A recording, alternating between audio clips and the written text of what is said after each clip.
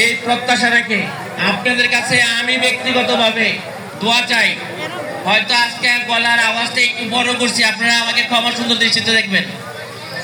আমি আপনাদের কাছে দোয়া চাই আমার জন্য, আমার পরিবারের জন্য, দেশের জন্য, জাতির জন্য, এই সমাজের জন্য, আমাদের পিতৃতুল্য মুরব্বী যারা আছে, আমাদের ভাই তুল্য যারা আছে, আমাদের সন্তান তুল্য সবার জন্য, বিশেষ করে আজকের এই যুব সমাজ যারা এ করছে তাদের জন্য দোয়া চাই।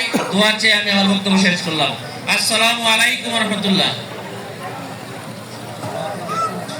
ধন্যবাদ। সময় শেষ, আমাদের সময় আর আছে 2 মিনিট। আমাদের একটা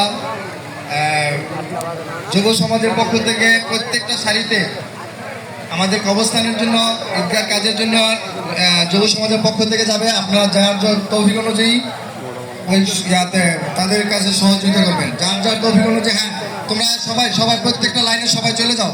যুব সমাজের পক্ষ থেকে ঈদগাহ এবং কবরস্থানের জন্য প্রত্যেকটা লাইনে রুমাল যাবে। আপনারা সবাই ঈদগাহ কবরস্থানে যার যার সাধ্যমতো চেষ্টা করবেন।